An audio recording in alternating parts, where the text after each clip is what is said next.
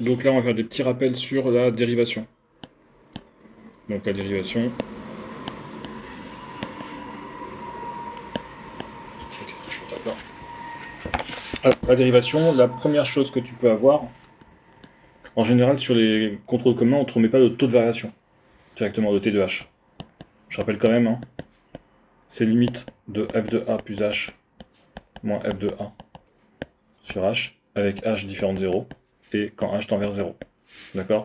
En général, tu l'as pas. Donc je vais pas te le refaire tout de suite parce que ce sera super long quand même à faire. Mais souvent, on te donne une courbe, et on te dit, donnez-moi donc f de 3 et f' de 3. Donc on va en x égale 3, on va sur la courbe, et on va chercher le y. Donc graphiquement, f de 3 est égal à moins 2. C'est juste avec le graphique, il n'y a pas besoin de justifier. D'accord?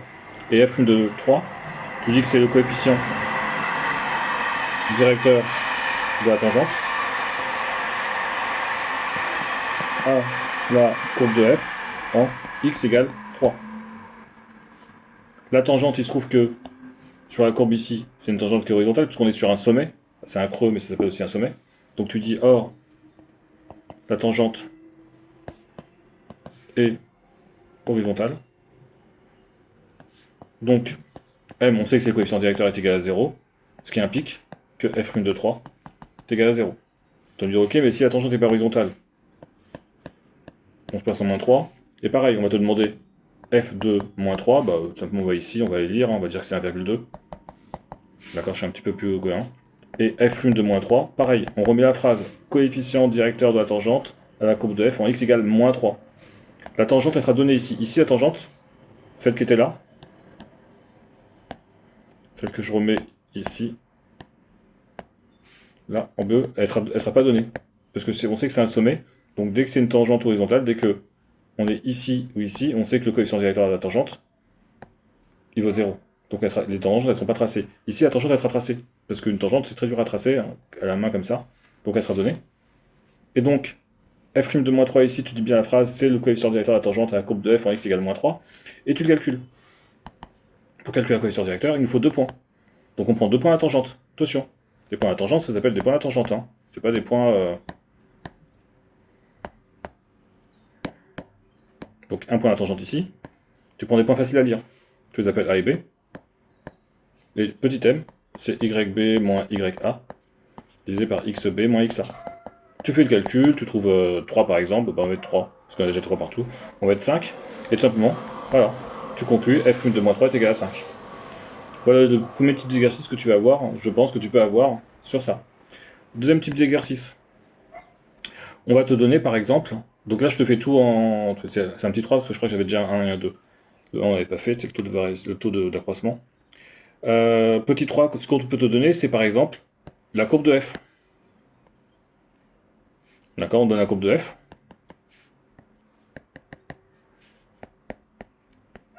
Donc ici, moins 5 et 5. Donc, et tout simplement, on va te donner 3 autres courbes, ou 4 autres courbes, qui seront des courbes de dérivée. Mais il n'y en a qu'une seule qui est bonne. Alors le problème c'est que je ne peux pas les tracer, parce que c'est compliqué, c'est un exemple, mais il faut que je puisse faire plus pour de vrai. Tout simplement, ce que tu vas faire, c'est que tu vas dire, bah moi, ça c'est donné, hein. Et on te dit, j'ai ma courbe de f, à quelle courbe de dérivée ça correspond. Donc toi, ce que tu fais, c'est que tu fais les variations de f, donc un tableau de variation de f, ta courbe au début elle est croissante, jusqu'à x égale 0, x égale 0 c'est ici, après elle est décroissante jusqu'à x égale on va dire 3, donc elle est décroissante, et après de nouveau, elle est croissante jusqu'à x égale 5. On n'a pas besoin des chiffres qui sont ici. Celui-ci, celui-ci, celui-ci, j'ai pas besoin. D'accord, je vais juste refaire bien ça parce qu'on voit pas grand chose. Voilà. Voilà, je suis décroissant. Et donc, si ta courbe elle est décroissante, pardon, croissante au début, ta dérivée, elle sera positive. Après, elle sera négative. Elle sera positive. Et tu as des zéros ici. Ça veut dire quoi? C'est-à-dire que tu vas chercher, parmi les 3 dérivées qui sont proposées, la dérivée 1, la dérivée 2, la dérivée 3, une donc qui est positive entre moins 5 et 0, Donc une courbe qui est positive, entre moins 5 et 0. Positif, ça peut être ça, par exemple. Là, je suis positif. Après, qui est négatif.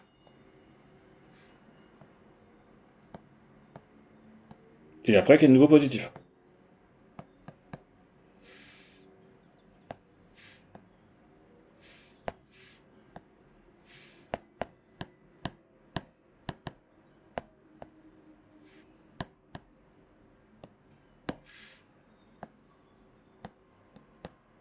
D'accord?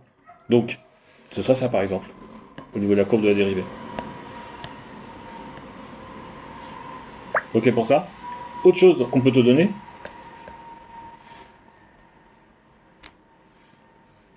on peut te donner le contraire, une dérivée, et on te dit à quelle fonction ça correspond. Pareil, on te dira fonction courbe 1 de la fonction f, courbe 2, courbe 3, etc. Et là, cette fois-ci, tu fais le contraire, tu fais, puisque c'est une dérivée, tu prends son signe. Donc, elle est positive entre, par exemple, moins 5 et 1, ta dérivée.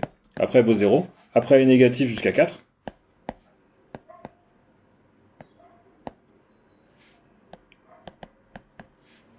Et après, elle est positive. D'accord? Donc là, c'est vraiment le signe qu'on cherche. Et donc, ta fonction, elle sera croissante, décroissante, croissante. Et après, tu identifies une fonction qui est croissante, décroissante, croissante. D'accord? Par rapport à ce qu'on te donne.